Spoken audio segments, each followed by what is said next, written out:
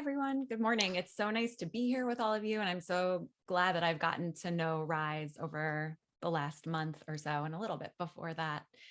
For those of you that aren't on camera, that's totally fine. If you have something to write with, a pen, a notebook, that would be great. If you'd like to come on camera, you can also do so. I always like to give people the option of in your little Zoom square with the three dots, there's an option to hide self view. So we will be able to still see you, but you don't have to see yourself. And why I always bring that as an option is because pre-virtual life in the last year, more than a year now, when we're in person and in a workshop and speaking with each other and communicating, we can't see ourselves unless there's a room of mirrors, right? So it's a really great way to practice being present with yourself without self-judgment, without distraction of looking at your own face. And it can really bring a deeper connection while communicating with somebody else as if we were in a room present together. So I always like to offer that to start. And as Rachel said, my name's Hillary. I'm based in Philadelphia. I run a company called Tell Me a Story. And I always like to joke that every actor, whether they're in film or television, always in interview says, I'm a storyteller. And I like to say, okay, yes, you are, but I am actually a storyteller, where I used to get up on stage and tell stories from my life to audiences. And through that, started teaching stories and really helping people figure out what story it is that you have to tell. How do you want to tell it? Where do you want to tell it and why? And it doesn't have to be up on a stage, and it doesn't have to be for entertainment. And so we'll explore stories today. We'll create a 5-word life story, which I will explain more about. But I would also like to set our time together with a set of guiding principles.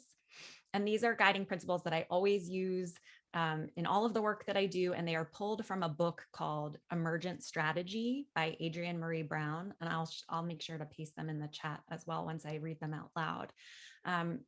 Adrienne Maree Brown is a community organizer, a community builder, a social justice activist. And so in that book, Emergent Strategy, there's a lot about community building and collaboration and social justice. And I read this page with these specific statements that I'm about to read to you, and I immediately thought of storytelling, and I immediately thought of that connection and interdependence that happens when someone shares a story and someone listens. And so I'm going to read them out loud to you all, and then I will post them in the chat. So they are, let me pull them up. Less prep, more presence. Low ego, high impact. Building alignment, not selling ideas. Relationship is the measure of our strength. This will be as amazing as you are.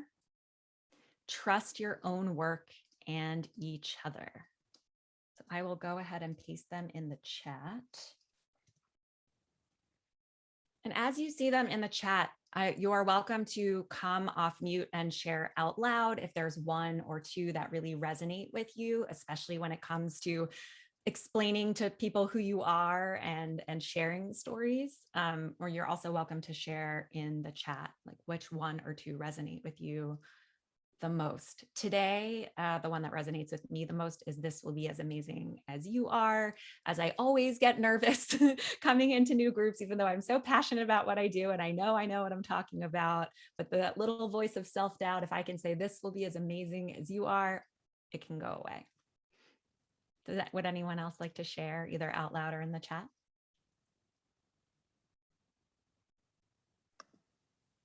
That same one resonated with me, and it actually gave me this beautiful spark of memory of my mum, who used to always say, only boring people can be bored.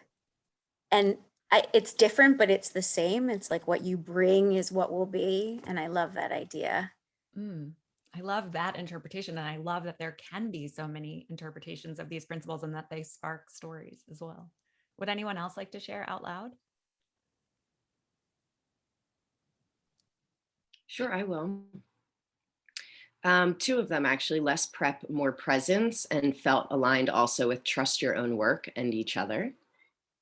And that just by showing up and being present, we're giving enough of ourselves and exactly what another needs, and to trust the process of what happens when you just get and be present. I love that. And I think that that really comes into play when we have to be visible. Even for us that aren't on camera right now, we showed up, we're taking up space, we are visible today. And there is that element of trust. Like, we have to trust ourselves, and we have to trust that there are people there to support us. And storytelling has the power of being a tool that really ensures that that will happen. Would anyone else like to share before we move on? Less prep, more presence was one that struck me. And just from a practical point of view, I do a lot of radio and TV news. And when I'm doing radio, I write notes down. And so I'm really prepared and can sound really intelligent. But when I'm doing TV, I can't. So one is prep and one is presence. And I'm always better when I'm not trying to sound as intelligent, I think. So being more confident about and just doing rather than trying to get and that kind of applies to my life as well. Yeah, I feel the same way. And I think when communicating, and again, this will go back to storytelling and you'll all experience it, is that there is this marriage of preparation and presence that happens. But when we're really in the moment telling our story, that's when we can really rely on the presence to serve us in the best way possible. And I'm going to read some in the chat too. Susan said, trusting my own work. I have my own business and need to believe I can support myself and my family is everything. Thank you for sharing that. And Jill, trusting my own work and each other. And then also building alignment. Yes. Wonderful. So I'd love to transition now. I'm giving you like a glimpse into how these principles connect with storytelling and communicating in an interdependent way. I'd love to know, because so often when meeting new people or in situations, whether like a high stakes, like big public facing way, or even in those small one-on-one connections, where we as a culture are often defaulting to the question, oh, what do you do? Tell me a bit about yourself. And I do it too. I'm sure we've all asked that question of other people, and I'm sure we've all been on the receiving end of someone asking that question. So I'm curious to know right now how those questions make you feel. So that question of, what do you do? Or tell me a bit about yourself. So first, like the energy or emotion that kind of stirs up when you are presented with those questions and you know you have to answer them in some way. And you're welcome. There's an I hate that question in the chat. Yes. Feel free to write in the chat, or if anyone wants to voice out loud how it makes them feel. Yes. You're welcome to go off mute. I don't know your name because it says your phone number. I'll share a little bit. I am going to come on camera. I'll be there in a minute. I just got out of the shower. So, but I hate that question because I've read something recently about that, like that we always. No, I can't hear you. Oops. Ooh, Hold on. we have two people talking. I'm spaz with this. Mute. Hi, I can't hear. Okay, hi. Oh, now I can't. Dawn. Oh, hi, now I can hear you. Yeah. Hi. Jill was speaking. Do you mind waiting one more moment and we'll let Jill No, finish her thoughts? sorry. Oh, no, you're fine. Yeah. Okay. Jill, take it away. Sorry. I read something recently about it, and it just like, we always identify ourselves in other people's terms. Like, I'm their mother, I am their wife, and I am, and not really getting deep into what we really are. And we go with everybody else's labels instead of really answering it from an authentic space in ourselves. So I'm still working on that. Yeah. And I know there's like that fight or flight or freeze moment that can happen when presented with those two questions. And yes, so I'm sorry, I don't have your name because it says your phone number, but you are welcome to speak up. I'm Dawn. Dawn. Hi. Hi. You're welcome to share. I hate that question. I feel like when I'm asked that question, I'm always put on the spot. And I always feel almost like people judge you. And I know it's not that's not the case. Some people are actually interested, but some people are judgmental as to what you do, like what do you do? And always trying to validate it makes me feel like I have to validate my purpose of my life. That's kind of why I don't like to question. And I was married for many years, and I was always associated with my husband and what he did when I was trying to establish my own identity and separate from that. So I guess it's just my own stuff, why I hate that question. Thank you for sharing. And it's not just your own stuff. I mean, you gave a very specific example from your life, but I'm sure people are going to write in the chat. And I know I feel, yes, it's a shared experience, I think, of what those questions can do. Would anyone else like to share how those questions? Oh, Sue says, I like the question. Sue, would you mind sharing out loud why that is the case? I don't always like the question, but I do think it has some benefits, because I think I think whenever we communicate, we use shorthand to try and peg people, which isn't necessarily a good thing. But it is a way to, I mean, I'm interested. I see everybody I meet as my potential new best friend. So I want to know everything about them. So I think it can be a good icebreaker. So for as a questioner, I like that question. But I agree, we have to be careful not to be judgmental, but it is shorthand. You immediately start, kind of creating visions around ideas around what people say. But I don't think that's a bad thing, really. And Sue, can I ask you, because you said you like it as the questioner, do you like it as the responder? It depends. It depends on who's asking. I did say I don't always like the question, and it also depends on how, if I feel I'm interesting enough, or if I'm not. And so no, sometimes I don't like it at all. If I can share, I do use the question though. I do ask people. Yeah, Jill, go ahead. Just one more thing. I have a friend who's like a master at networking and meeting people. And instead of asking people, what do you do? She always looks them in the eye and says, so tell me your story. And, yes. And that's just like, it opens up a totally different, so you don't have to judge them for what they do. And sometimes she'll say, you have 30 seconds to tell me your story. And it just opens up a different way of getting to know people, instead of basing them on their profession or what they do for their livelihood or how they, view themselves. Yes. And it's almost like you knew that was the perfect transition to what I was going to say next. So thank you, Jill, for bringing that up. So we shared what it's like to be on the receiving end of that question. When we are the one asking, and Sue shared a bit about this, and we are the one asking the question of other people, what types of answers do we or you each individually want from the person in return? Is it their CV? Is it just their label in life of mom, wife, daughter, etc.? Or is it something more? I'm curious. What, ideally, if you ask that question of someone, what would you want to hear in return? What type of thing? And again, you're welcome to say it out loud in the chat. I was going to say, I have a different response that when people ask me, I usually like it because I'm usually excited about what I'm doing and in different stages of my life. And then I usually can tell in about 60 seconds if I'm going to keep going or not by how they react.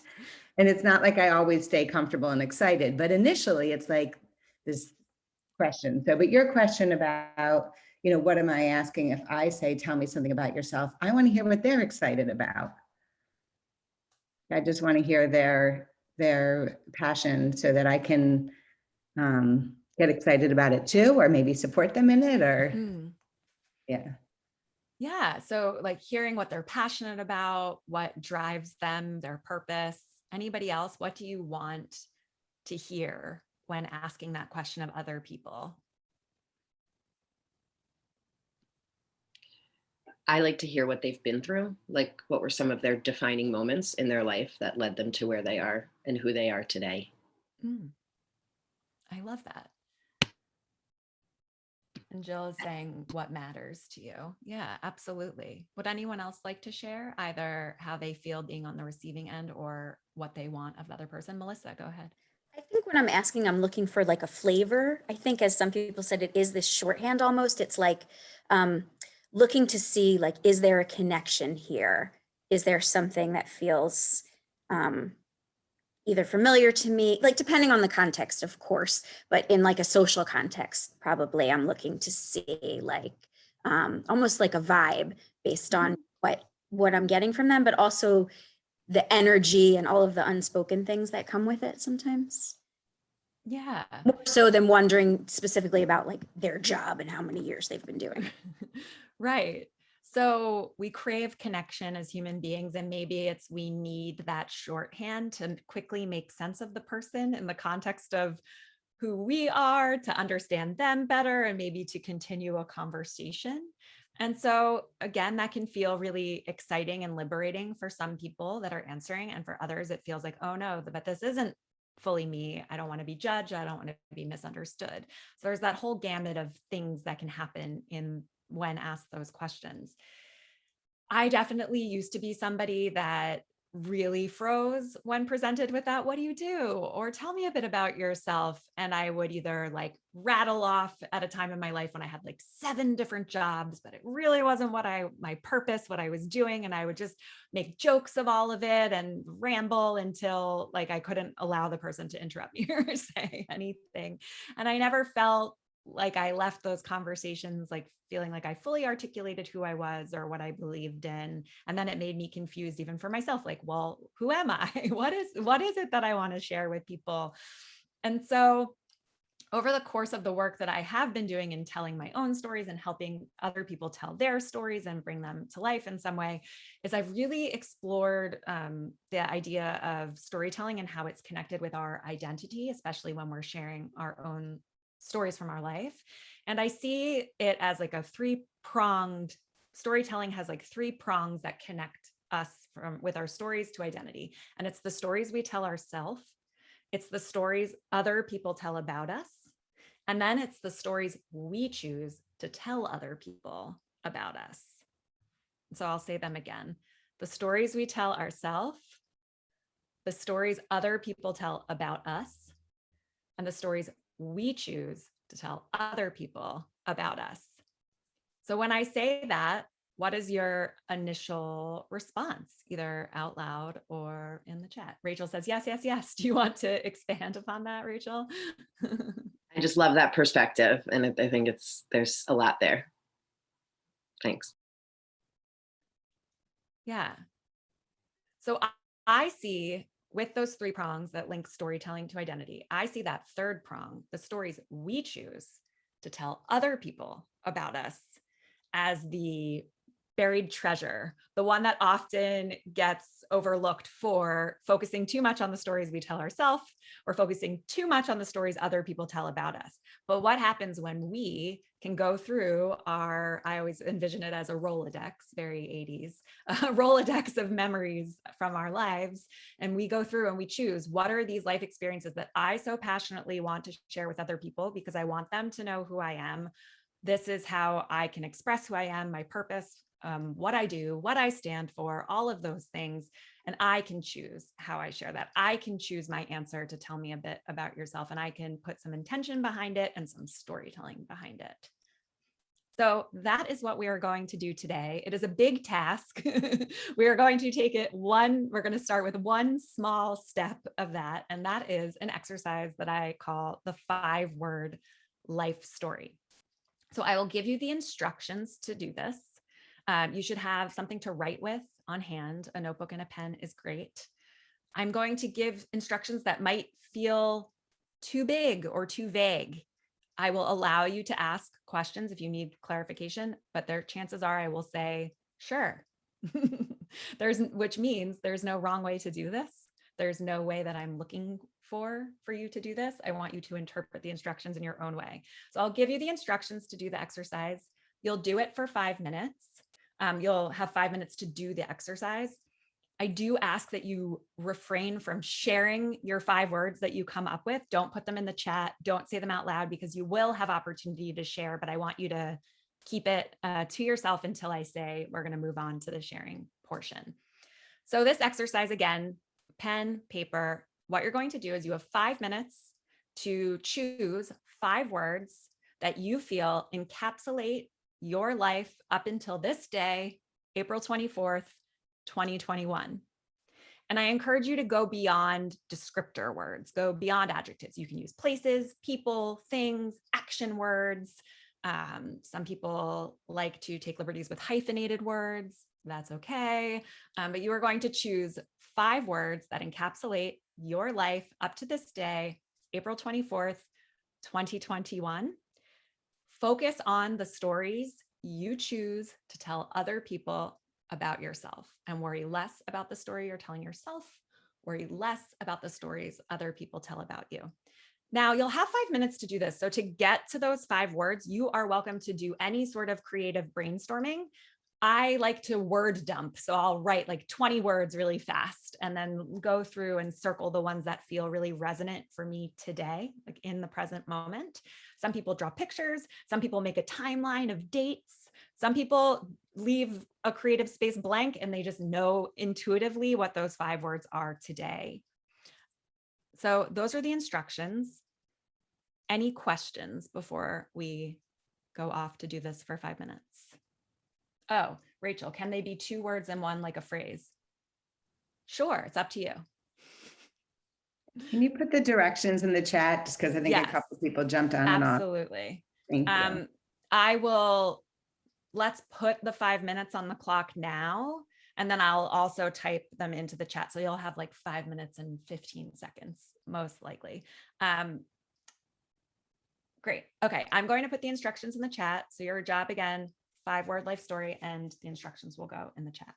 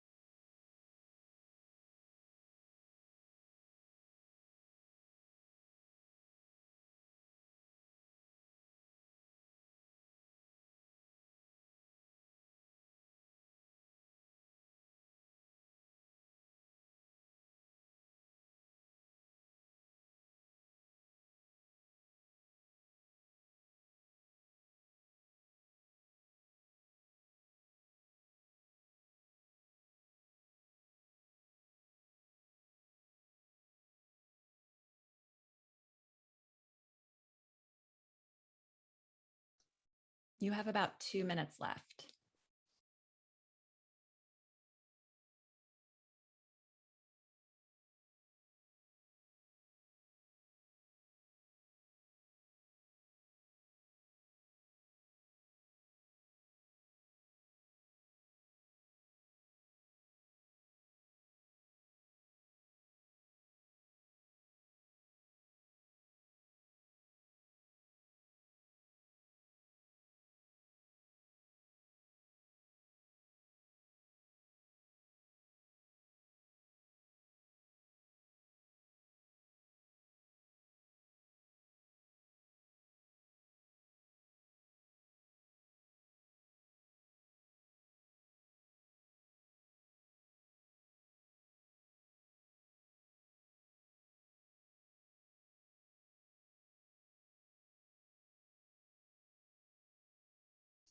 Oh, and I see a question. No, don't put your 5-word life story in the chat.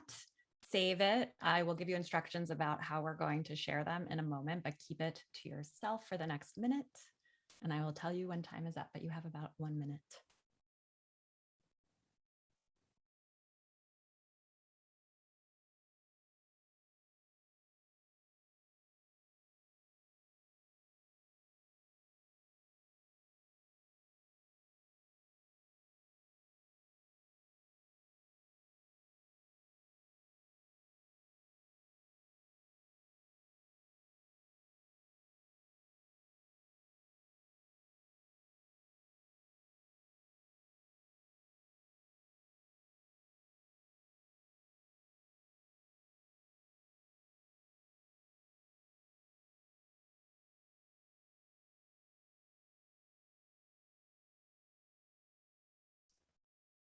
All right. So hopefully you are about to wrap up. So make sure that you are landing on your 5 words that make up your 5-word life story for today. It's also important to put today's date in your notes.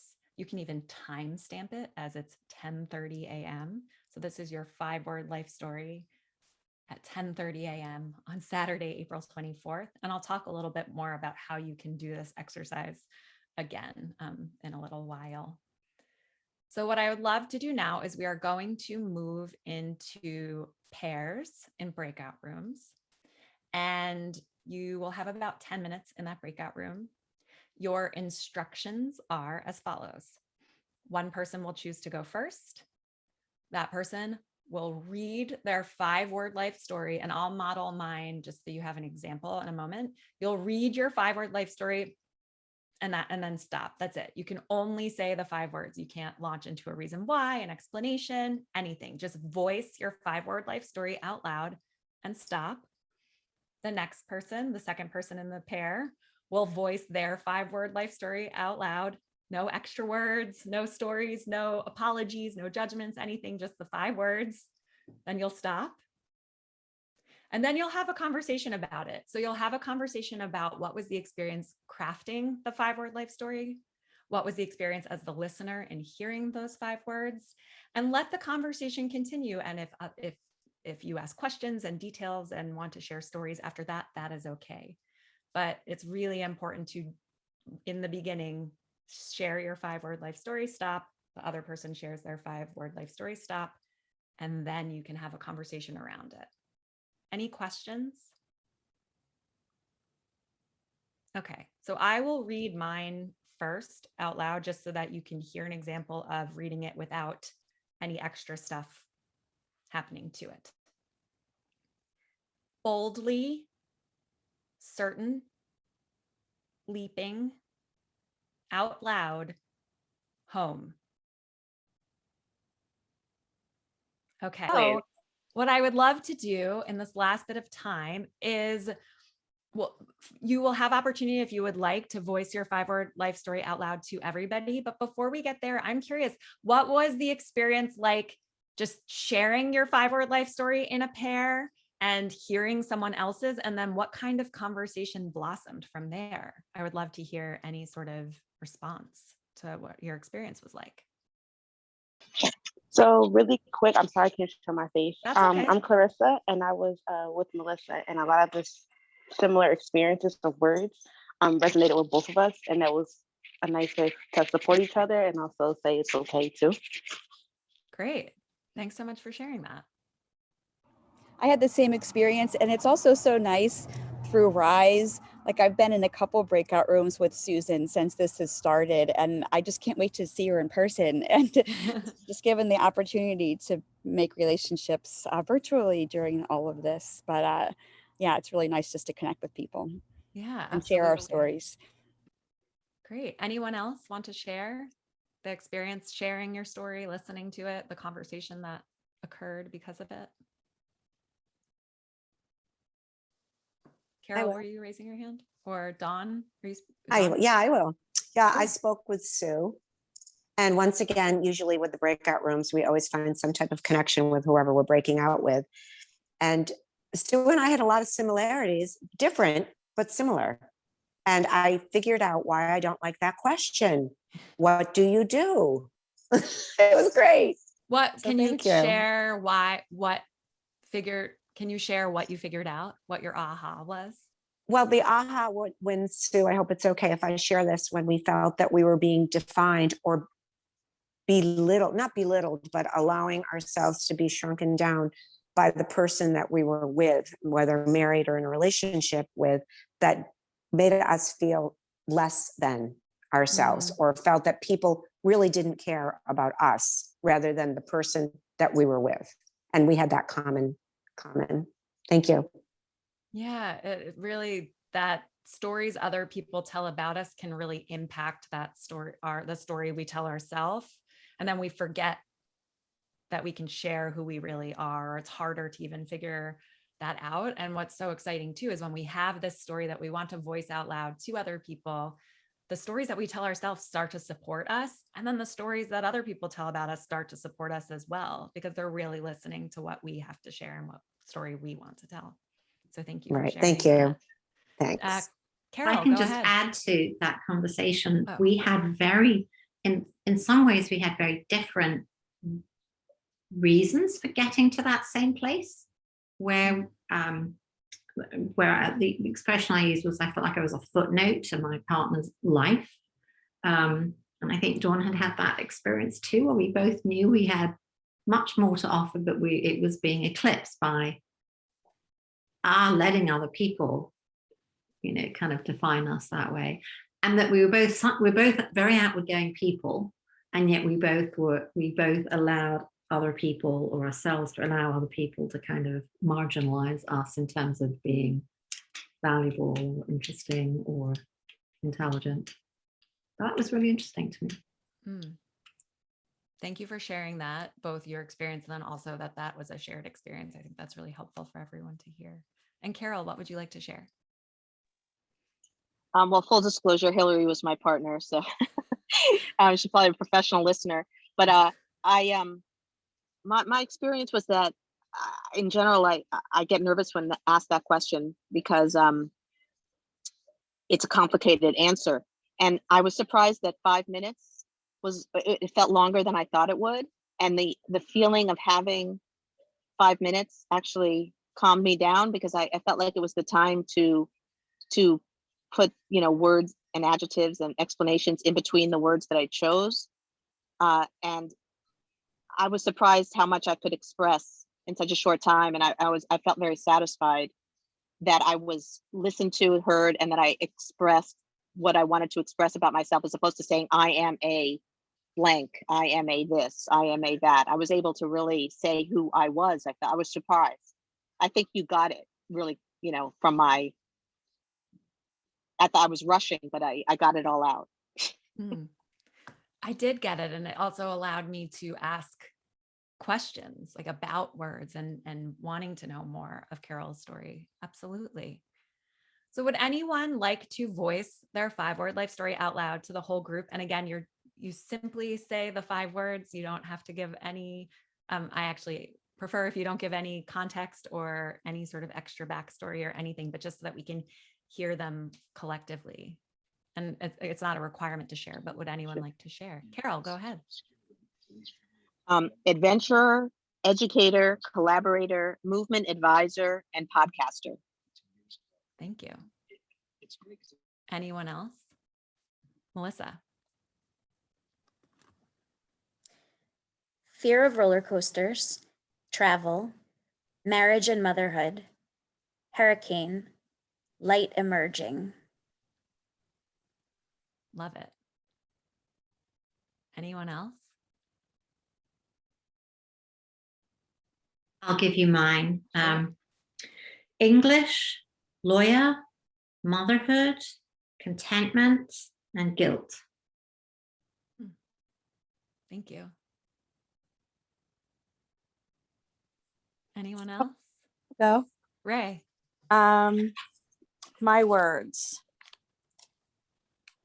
trauma, dads, social, love, responsible. Thank you. Thank you for sharing. I'll give you mine. Sure, we'll do Dawn and then we'll do Kai after Dawn. Oh, sorry, Kai, I didn't mean to. You're fine. Spoke at the same time. Adjusting, transition, slowing down, stepping out, and fulfilling. Thank you. Kai, go ahead. Okay. Free, true, listen, feel, notice. Thank you.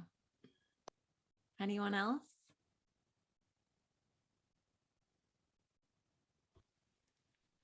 I'll do mine. Okay. Relish, that's my maiden name.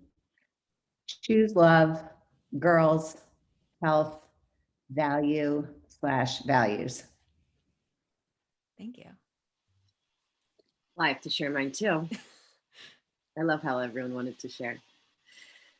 Freedom, intimacy, expansion, leader, lover. Thank you. And as we're starting to wind down together, what is it like to say your 5-word story out loud? So you wrote it down, and that's one version is contained on that piece of paper.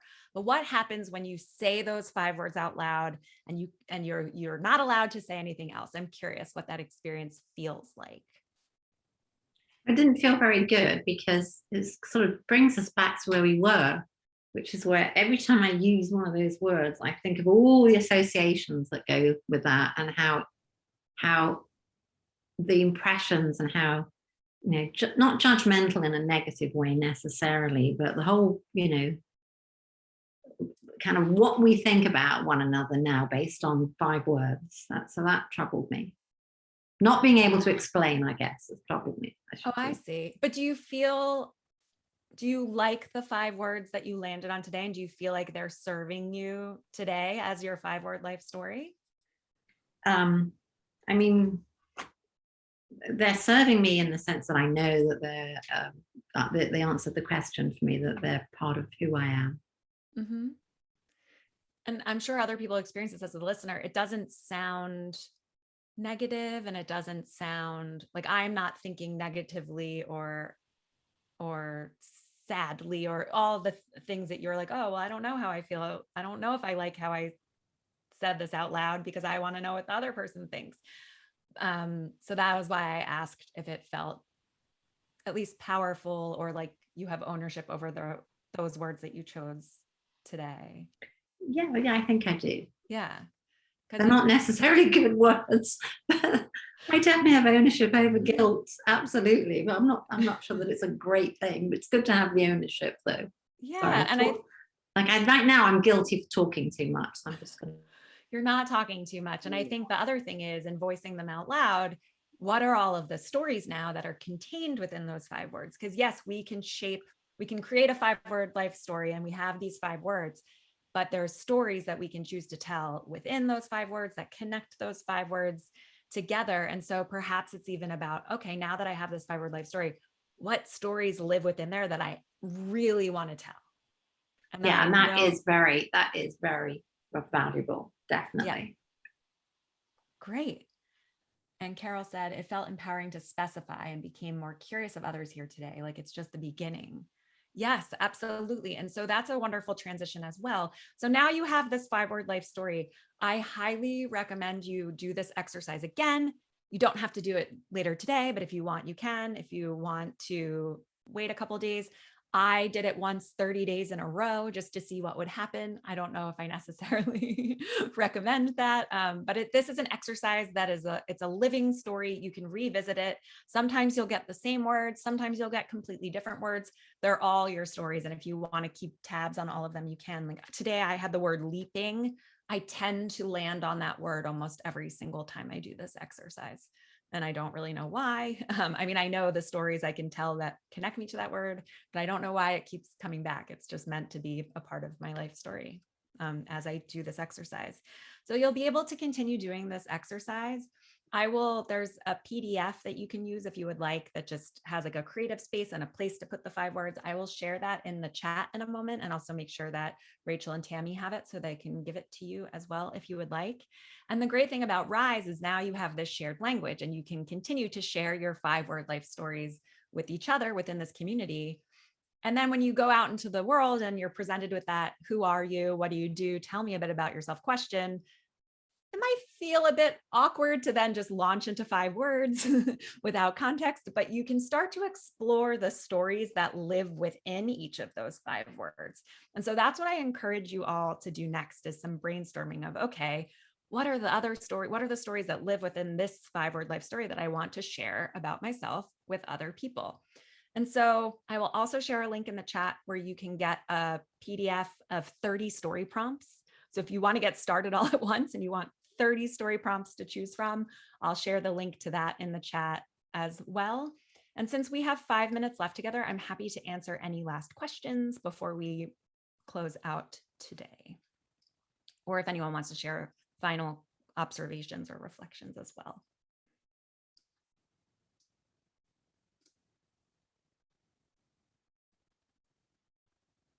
Anything? I'd actually like to say that I loved seeing how much everyone was participating in this and really how it resonates with each and every person. It just shows the importance of telling our story, I think, and how important it is to us each as individuals. Yeah, thank you. I'm realizing that I will just attach, is there a way to share this 5-word story PDF after today's event, Tammy or Rachel? Or is it better for me to drop it in? We could put it in the Facebook group. Okay, because Yeah. I'm realizing I have it on my computer, but it's asking me to connect to Google Drive or something to attach it for some reason. You can email it to me after and Okay. I'll take care of it. Great. Any last questions or observations? So I'm just trying, you started off by asking, what do I do? So I'm trying to put my 5 words into a sentence so I can answer it. And it comes across as really, I'll tell you what it says. Yeah. I'm a guilty English lawyer with a family seeking contentment. So maybe when somebody asks me next, I'll say that and see how they respond. I love that. Yeah, I love that idea. Some people do string their 5 words together in a sentence off the bat, but I love even that exercise of doing it after the fact. I know people that have also turned it into their LinkedIn tagline. But I love that, Sue. And I think that it's like, if you do want to give that a whirl when someone asks you that question, or finding really what that's all about, the bigger story behind it. I love it. Thank you for sharing. Sure. And let me just drop, I'll also make sure that Rachel and Tammy share this after the fact, but I will drop the link to get the prompts. There's 30 of them on a sheet for you to get started with your stories. Any